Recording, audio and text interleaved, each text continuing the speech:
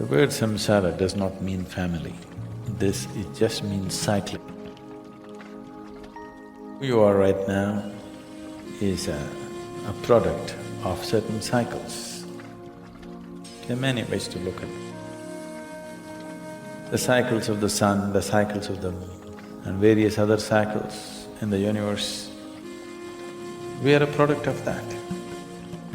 Only because our mothers' bodies were in sync with the cycles of the moon, we are born here. So we are a product of cycles. Our idea of time is cyclical. If the planet spins once, we say it's a day. If the moon goes around, we say it's a month. If the planet goes around the sun, we say it's a year. Our idea of time itself is cyclical. If it was all like this, going like this, you wouldn't know what is time, because there are no markers anywhere. If the planet was just going straight somewhere, would you know what is time? Only because it's in cycles, you're able to decipher as to what is time. You're able to measure a certain length of time. And your life is a certain amount of time. And it is going in cycles because it's a product of this. Solar system is like the potter's wheel which has generated this. So time and the cycles of time. Either you can be trapped in the cycles of time or you can ride the cycles of time. If you're trapped in the cycles of time, we say you're in samsara. Because life becomes cyclical and it keeps repeating. Psychologically, physiologically definitely there are cycles. The monthly cycles in a woman's body are related to the moon. There are other cycles which are related to the sun, which are not so obvious as the cycles of the moon, but they're happening.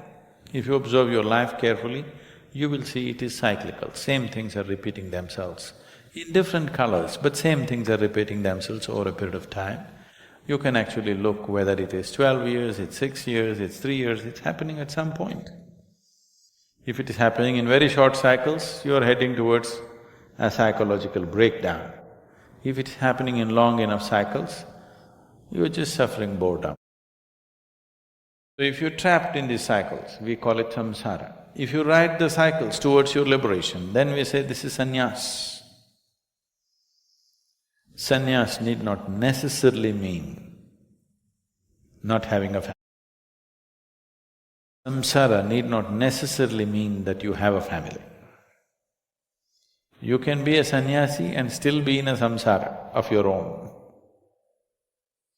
You need not be married. By yourself, you could be wrangled up by yourself. If you get married, extra help you get. People are alone and they're quite wrapped up by themselves, they don't need anybody's help. They're doing fine by themselves, their own samsara. Is it happening or no? Single people are in their own samsara or no? They're into their own chakkar going. When you get married, at least you can blame it on somebody, it's because of her I'm like this, or because of him I'm like this.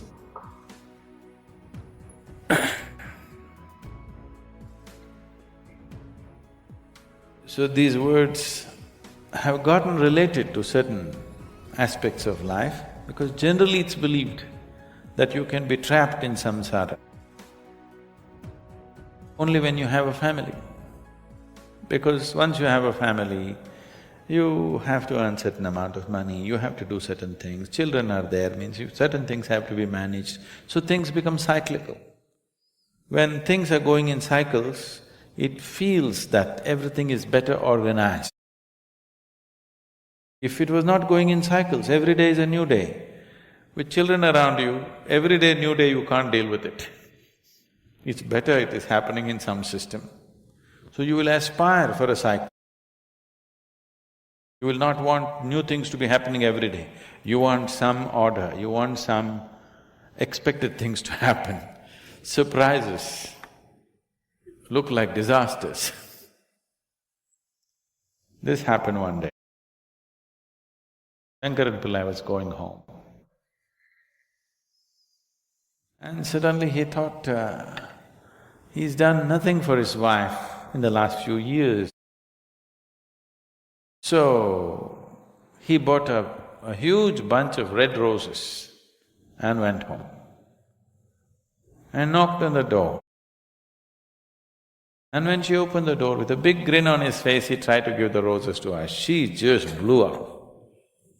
She just blew away and she said, "You fool, you know since morning the tap has been leaking, the dog has been sick, and the children had a food fight, I've been cleaning the whole place, and now you have the courage to get drunk and come home?"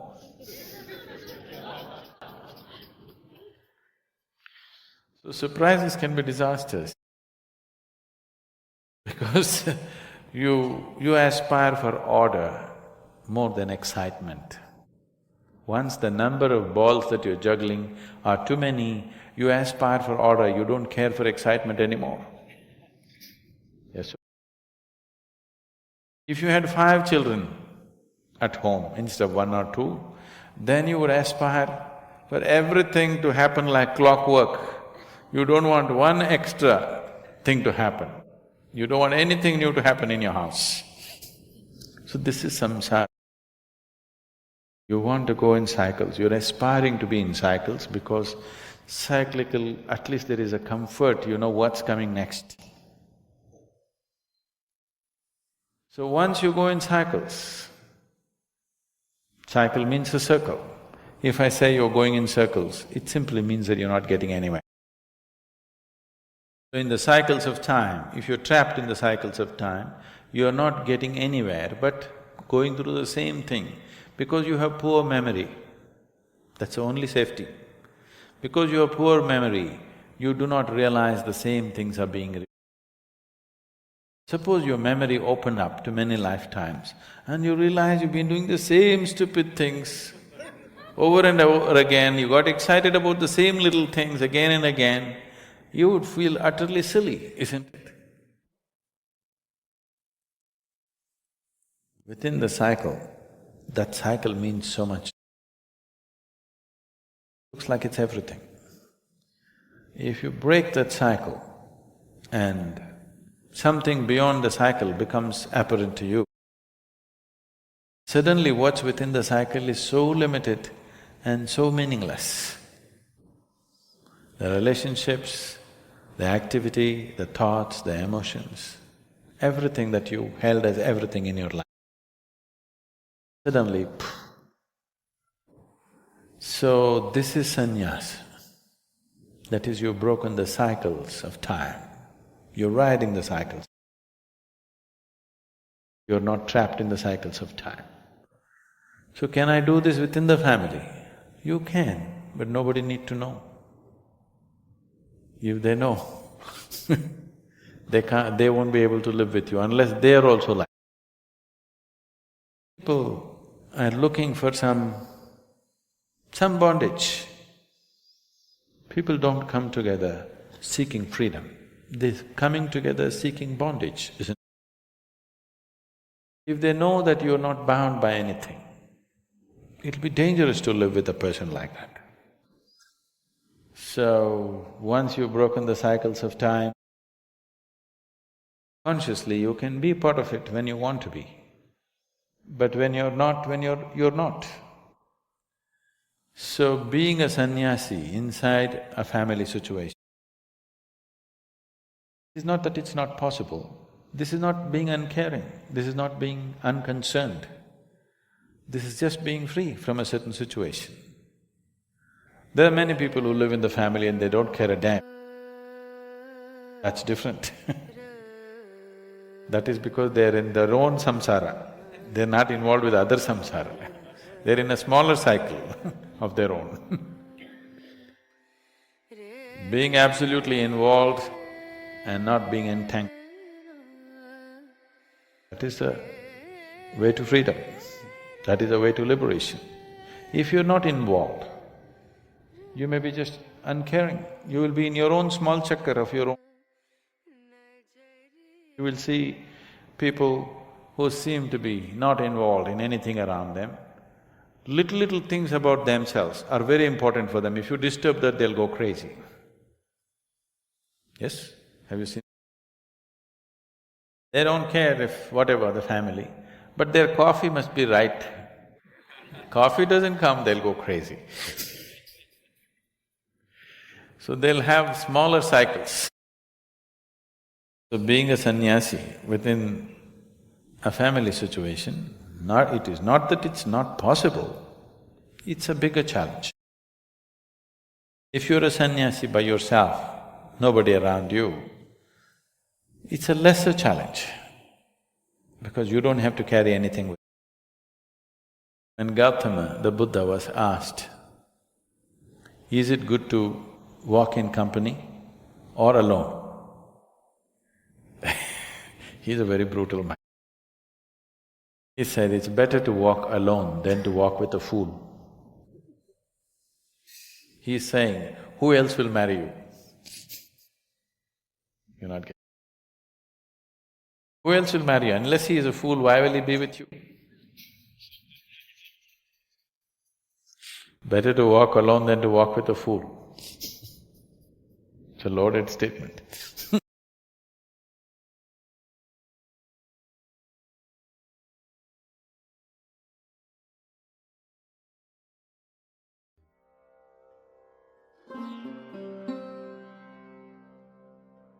Jesus said, if someone slaps you, turn and show the other cheek. Is such a teaching relevant today? If Jesus might have said that to the 12 people who were around him, that's not a general teaching. To his apostles, people who carry his message, he's telling them, if somebody slaps you one side, show them the other cheek.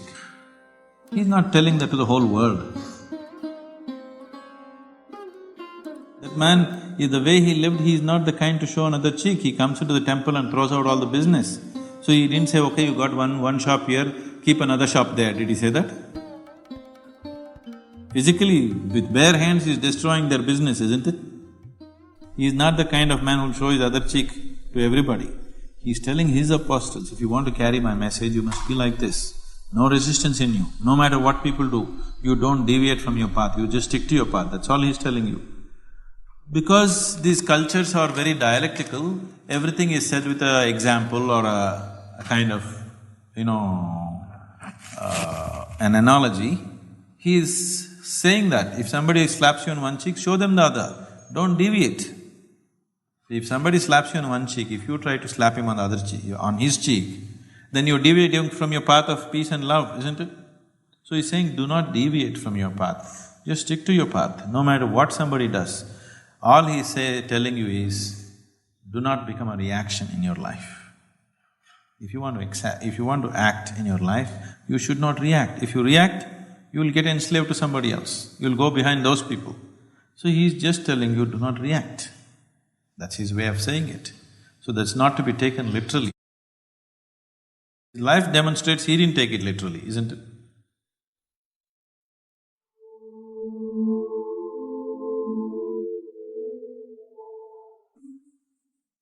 In the all-new series, The Truth About Jesus on Sadhguru Exclusive, find out more about the intriguing birth, life and teachings of this wonderful being.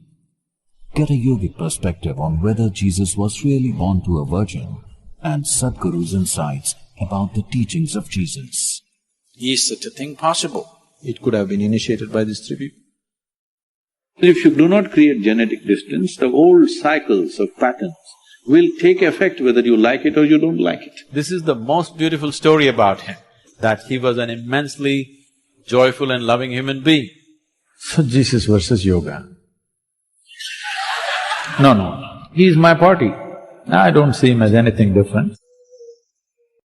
There is something called as mysticism, not because there is such a thing. Because human beings are determined to live in ignorance, there is mysticism. All that they're ignorant of, they will label it as mystery, isn't it? There's nothing mysterious about it, yet it's simply there. It is your limitations which make something mysterious, isn't it so? It's your inability to grasp which makes something mysterious. not the nature of what it is.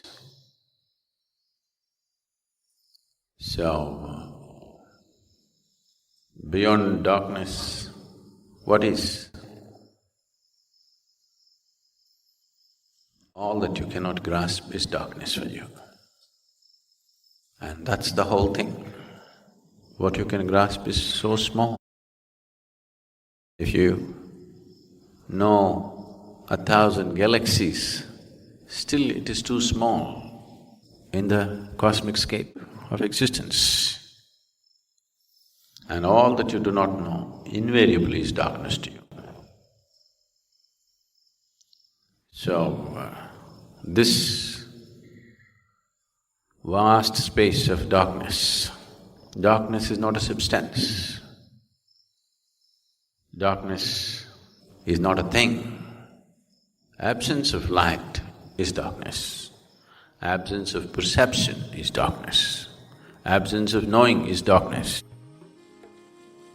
That is the ultimate thing, because there is too much that is not known to you, so it's dark. So darkness does not mean a thing. It is not a thing. It is something that's beyond your perception, so it's dark.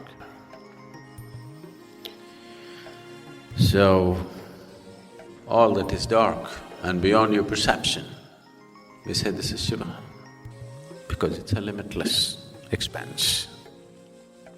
A limitless expanse of ignorance, but there is no limitless expanse of knowledge. Knowledge is always limited. It can be large, but still very limited. Only ignorance can be limitless. So Shiva is also referred to as Bholanath, the ignorant one, because he's the lord of ignorance. How's that? You don't like it? You don't like it, isn't it? He should be the lord of knowing. No, he's also that. He's Gnaneshwar. But that's a small aspect of him. But in real sense, he is the lord of ignorance, because that is the largest scape in the existence is ignorance, and that's darkness. Oh, who would want to seek it? If you only explore your ignorance, knowledge will be born, isn't it? If you explore knowledge, nothing new will be born. Just recycling of rubbish will happen.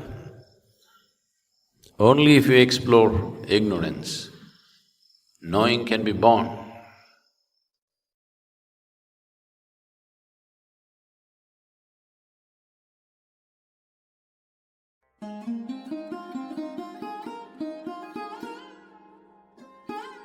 The colon health is something that's completely neglected today. If you do not keep your colon clean, keeping your mind in a balanced state is very, very difficult. So in Ayurveda and Siddha, first thing if you say anything, you are having sleepless nights, you are having disturbed something, mild, any kind of psychological problems, first thing is purging.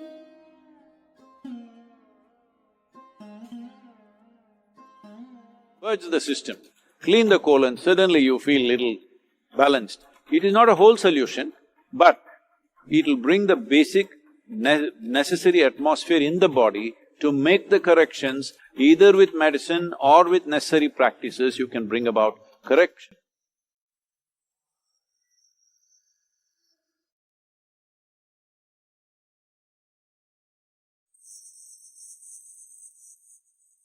A yogi is always supposed to, have bowel movement twice a day. See? Because the colon should be always clean. If you want to do certain sadhana, colon should be clean, and we know this, that if the colon is in a certain level of impurity or if a certain level of waste material are in the colon and we do certain yogic practices, the body will start emanating bad smell. And it also gets into your head, for sure. So it is directly connected. If you retain the shit, it gets into your head and messes up your life in so many different ways. So the impurities in the body should go as quickly as possible. I feel a whole lot of doctors are saying you must eat as often as possible, don't eat a big meal, eat every 2 hours, something like this. See, when the food is in the stomach bag, not in the intestine, when it's in the stomach bag, when the digestive process is on the cellular level, the purification will not happen. The cells will retain impurities for a long period because digestive process is happening means everything else is brought down, including your brain.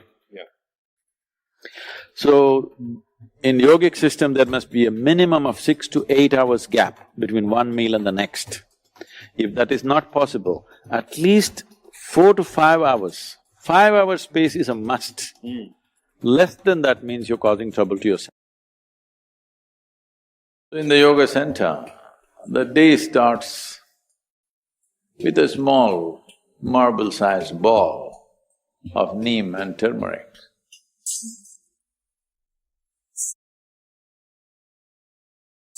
There are many aspects to this of what impact it has on your system. But first of all, the neem tree, which is generally all over India,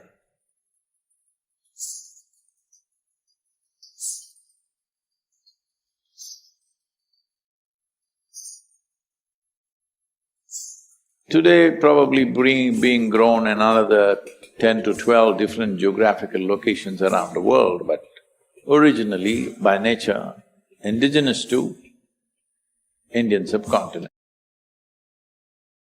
Is one of the most complex leaves that you can find on the planet.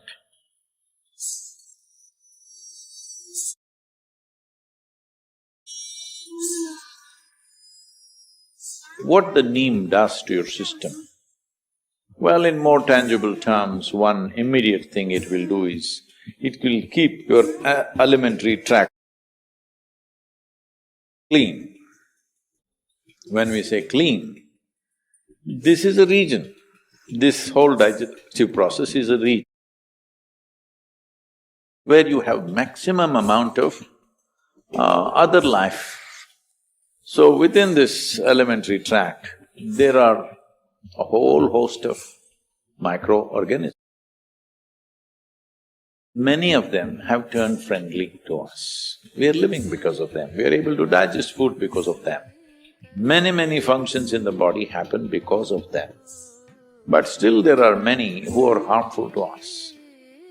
The uniqueness of neem, especially when it is taken along with turmeric,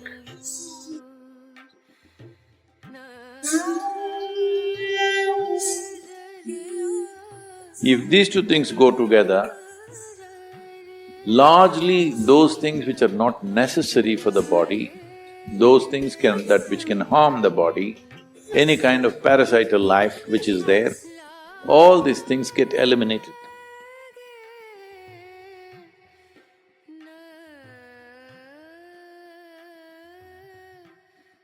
From 15th of December to 15th of January, this 1 month,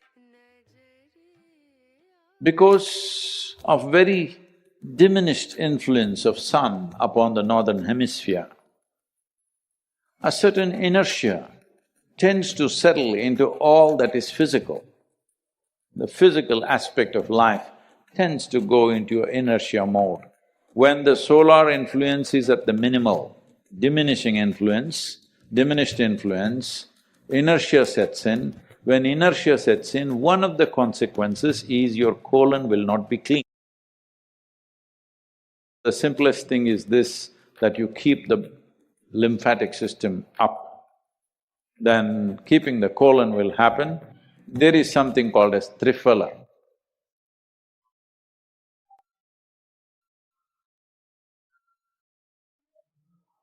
It's a magical 3 fruits of tropical world. Mixing them in the right way, the triphala, with a little bit of water or a spoon of milk or something, if you take it, or even honey, if you take it, the cleansing in the system will happen. But if you can't find all this, in southern India, we found one magic, this is called as castor oil.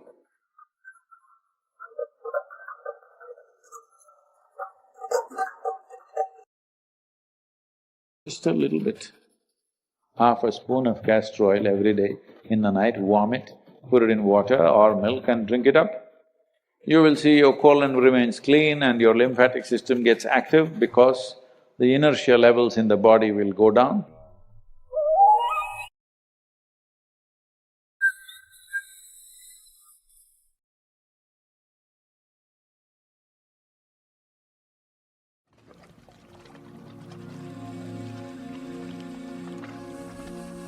What happens to that energy once the body is gone? Is there individuality after the end of the body? Do I exist as I? Do I have a soul? Is there reincarnation? Or is it just my ego that is saying, actually, even when I let my body go, there is an I that still exists, but if that I then forms part of the larger universe, then it has no identity. It's a question and I can't answer it to people, so would you answer it for me so I can tell people that I'm quite wise now? See, it's very clear. If you close your eyes and sit, right now you're looking at me. If you close your eyes, you cannot see me. But you are still there, isn't it? So right now, is it you who is looking at me? Or is it your eyes which are looking at me? So it's you who is looking at me. Yeah. Through the window of your eyes, you're looking at me. If you close the window, Yeah. do you still exist? I still exist. So, you are clearly saying you are much more than the body, isn't it? Yes. And you also know very clearly that this body you slowly accumulated. Yes. Or in other words, what you call as my body is just a bit of loan that you have taken from Mother Earth, just a piece of the planet. She's pretty generous. No, it's very generous. Yeah. She's pretty generous with the loan. But when the time comes, she wants to collect it atom by atom. See, now I hold this pebble in my hand. Yeah. Initially I say, this is my pebble, I'm not willing to give it to you. After some time, I start thinking, this is me. Now when the time comes that anyway this pebble is going to be taken from me, I am being terrorized because I am being taken away. You are not being taken away. Only the food that you gathered, the piece of planet that you gathered in the form of this body, the planet is asking it back. If only you were aware this is only something I've accumulated, not intellectually. Every moment if you are constantly aware that I am not this body, this is just mine, all right. This is just a gathering. I've accumulated this, I'll use it, and when it's necessary, I'll drop it. If this awareness was there all the time in your life, death would be just change of clothes, isn't it? It's actually more simple than that. So what happens after? Okay, I paid back the loan. The question is only willingly or unwillingly, but whichever way, the loan gets taken. Your body, as you know it, physical body, has to go to the earth because it belongs to the earth. But there is a subtler body which is like a scaffolding. Only because a subtle body is there as a scaffolding, you can build this gross body. You eat a banana, it becomes body, you eat a piece of bread, it becomes body, you eat a brinjal, it becomes body, because there is a subtler scaffolding. This body that you see, the physical body, is only gathering around the subtler body. So when this body falls, the subtle body, which is generally referred to as etheric body or whatever else, is still on.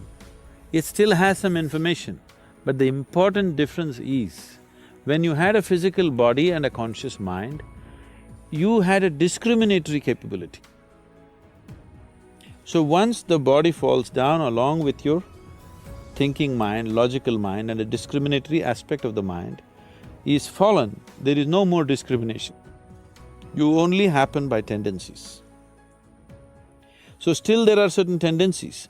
Why so much care in every culture, particularly in this culture, that at the moment of death, if a man is dying, no matter what your relationship with him, You try to utter the God's name or you try to create the right kind of atmosphere for him.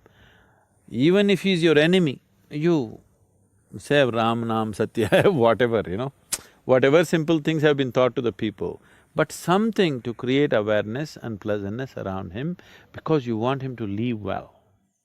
Because at the moment of leaving, in case he is in a certain mode, whatever the mode is, let's say he is in fear mode right now. Now once he loses the discriminatory mind, now there is no control over the fear. See, many times fear arises in your life. Because of your discriminatory mind, you'll say, that's okay, but that it's not like this. You'll reason and try to get out of it. If there is no discriminatory mind, it just snowballs into paranoia. Paranoia not like as living human beings know. Paranoia which grows into a million, billion folds because there's complete absence of discriminatory mind. But suppose you create pleasantness at that moment of death, now this pleasantness also multiplies into a millionfold over because there is no discriminatory mind. Whether it's sweetness or bitterness, pleasantness or unpleasantness, all of this can take on a big proportion if only there is no discriminatory mind. So even when people are living, very little of their discriminatory mind they're using, mostly they're functioning by tendency, which is unfortunate. But once you've shed the body, there is no other way. You will only go by tendency. Unless you've reached a certain level of awareness where you can carry a certain dimension of awareness with you. Otherwise, whatever is your quality will snowball into something very big. If it snowballs into unpleasantness, we say he's in hell. If it snowballs into pleasantness, we say he's in heaven. So heaven and hell are not geographical places.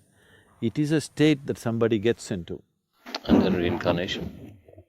You want to come back now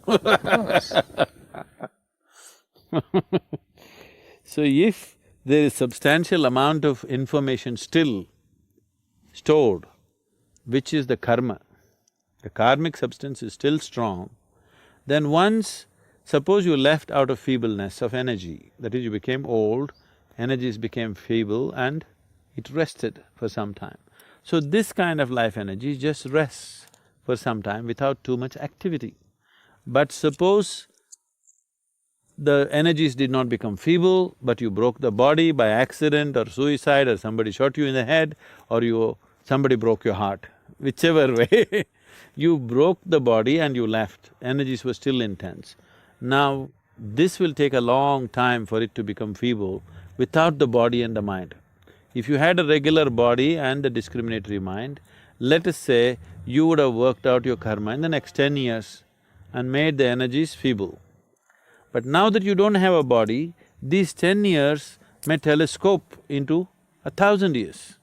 So this is the reason always they told you should never die of suicide, you never should be murdered, accidental death is bad, because now your limbo situation is long, very, very long, because you have no discriminatory mind, we don't know which way you will roll, and the chances of finding another womb are very little because you're in a certain level of intensity you cannot find.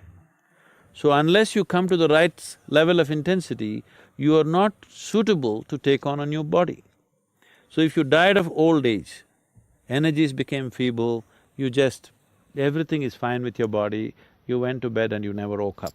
Such a person may get back into another womb within 48 hours.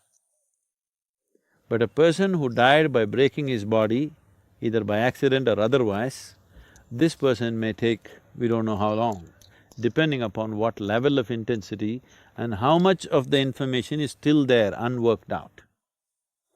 We are going into areas which needs much more elaboration if it needs to be properly understood. Speaking just like this is not good. That's why we always joke about it and skip, we never talk about it because it will lead to all kinds of imaginations, unhealthy imaginations. Lead me to believe in spirits and ghosts. Yeah Yes, okay. Which is not needed. Not needed. Because then people start… every dark corner they see, they'll start seeing things.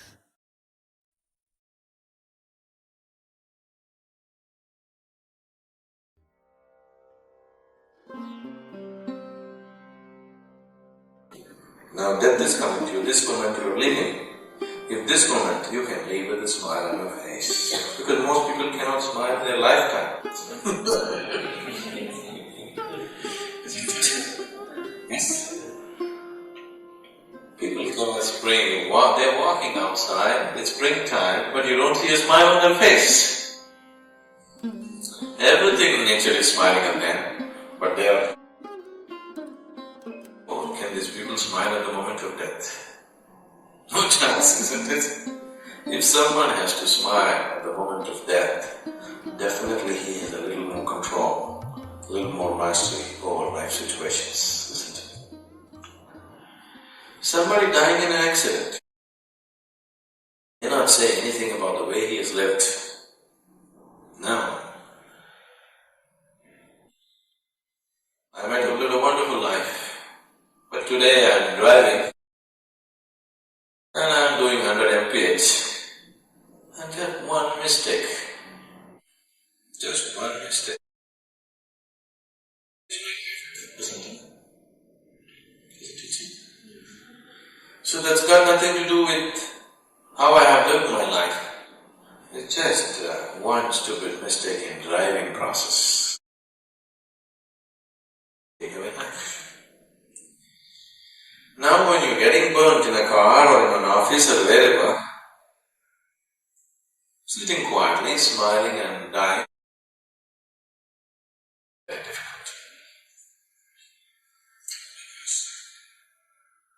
Your body is still fully healthy, doesn't die easy. Now it's burning, so the burning has to kill you. But now, for somebody else, life is ebbing away for some other reason, either simply old age, whatever. Life energies have lost their vibrance. Now it leaves easily. There is no tearing. Between you and your body, there is a certain bondage. If your life energies are right now very vibrant and there, it won't leave the body easily. Slowly, as time passes, as the allotted karma dissipates, then your life energies become dissipated. When they have lost their vibrance, it will slip out of the body so much more easily. So at that time, it is a much better opportunity for a person to die with a smile on his face. Because tearing of you and the body is very easy because it's become ripe. When it's not ripe, if you tear it in an artificial way, forceful way, now smiling and going is difficult, but not impossible. Impossible. Now, suppose I crash my car and I'm dying. Everything is broken in the body. And now I think, oh my God, after all this, crash my car like this and laugh and die. Impossible. I would. If I die like that, you will see. In a crashed up car, you will still find me with a smile. Just look at the highlight. Much bad driving I've done. Today, oh my God, I crashed my car like this.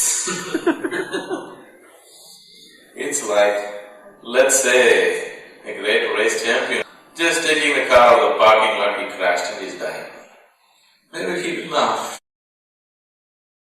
You know? Oh my God, after all the racing, here I am, pulling the car out of the parking lot and getting dead. Possible, but it needs a certain balance. But generally, when your life is vibrant, to tear it out of your body means there is violence in it, there is pain in it, there is suffering in it. So at that time, smiling becomes difficult. But smiling or not smiling is not the issue. It's just that with how much awareness you're living, that's the issue. Only if you're aware you can smile, isn't it? If you're caught up in a situation, you cannot smile. The people people on the street, especially in Europe, they are not smiling, not because something has gone wrong with their lives. If they are not smiling, because they're so badly caught up with whatever their nonsense. When they're so caught up, even if they are living a princely life, still they cannot smile because they're caught up with their life. Not because life is bad. Is it? Not because they have not eaten, they are not smiling. They are not smiling because they are entangled with their life. Everything may be happening properly, but they are so entangled they cannot smile.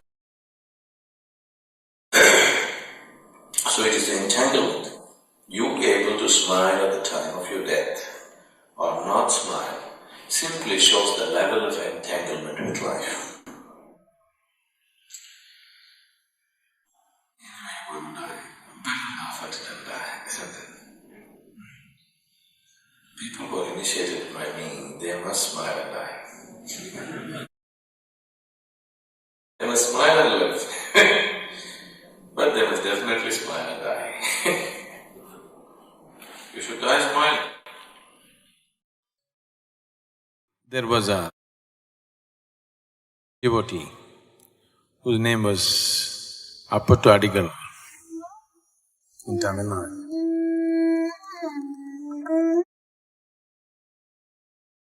Because he did not know Shiva directly, he started worshipping a Shiva's devotee. Tirunavakarsar was a great devotee of Shiva.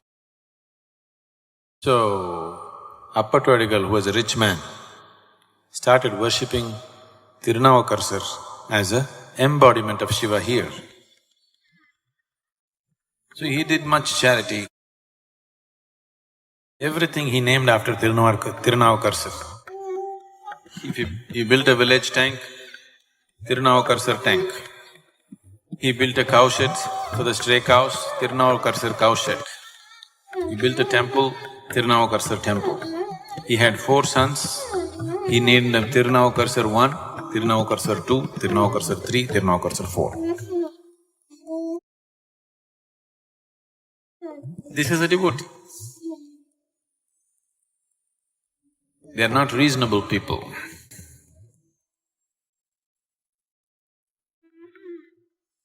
So one day, one man came who looked like a Shiva Bhakta with ash on his forehead. He came and asked someone in the town, why is this tank named as Tirunavakarsar tank? They said, Appattu Adigal is a great devotee of Tirunavakarsar, so he calls everything Tirunavakarsar. All his 4 children are Tirunavakarsars. His house is named after Tirunavakarsar. Everything is Tirunavakarsar. So this man said, can I meet him, where does he live? They told him where he is. He went to Appattu Adigal's house. Appattu Adigal in the morning, after the cooking is done in the house, he's always waiting outside on the street. Anybody who comes, please can you come and eat in my house? Anybody who passes this way, can you come and eat in my house? That's his joy. So he was waiting outside. This man came, a Shiva Bhakta. He thought it's a great benediction today that a Shiva Bhakta has come on the road. He welcomed him and took him inside. And he brought all his 4 sons, introduced them. Tirunavakarsar 1, Tirunavakarsar 2, Tirunavakarsar 3, Tirunavakarsar 4. His wife took his blessings and they wanted to serve him. He told the eldest boy to go into the garden and cut a plantain leaf and come to eat upon as you're eating here. The boy went out to cut a plantain leaf and when he opened up the tender leaf which is still rolled, when a guest comes of some significance, they don't serve in a leaf which is opened up. They want to take that leaf which is still rolled. So he wanted to cut that one. When he cut that one, a cobra came out of it and bit him in the neck. The boy came running home. And in the garden he fell. And when his mother came, he said, "A snake has bitten me." And he started frothing in the mouth and collapsed. His wife, totally distraught, called her husband. Appatodigal came and saw. And now, if this news spreads, the Shiva Bhakta will not eat in their house. The whole thing will be… whole hospitality will be gone. So he just took a mat, covered the boy, kept him in the garden. He told his wife, "You should not show any sign of your grief. We must serve him first. After he leaves, we will handle our matters the way we have to handle it." The wife also agreed. They went and they prepared everything and they wanted to serve him. He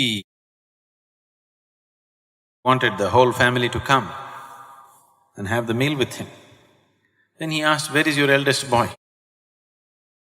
Appatodigal said, "No, he's gone out, let's have the meal."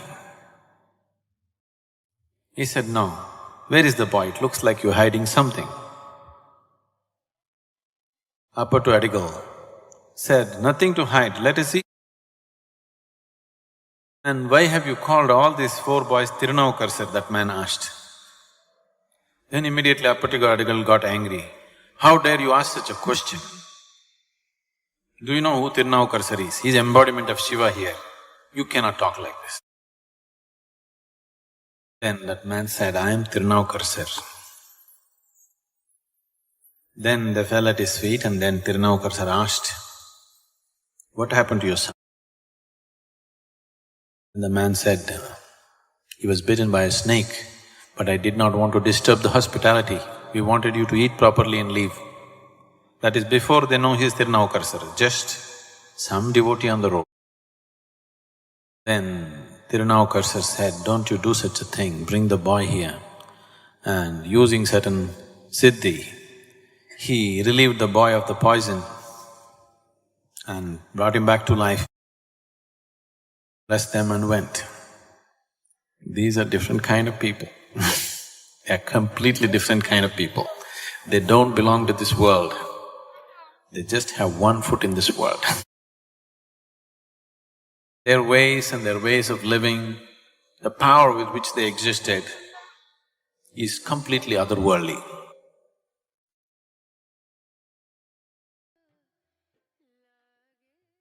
What you just watched wasn't just a video, it was a presence exercise. If you stayed until now, it shows something in you is more awake. Comment on what stayed with you, what message hit you hardest, and share this with someone who also values this kind of conversation. Thanks, a big hug, and see you in the next video.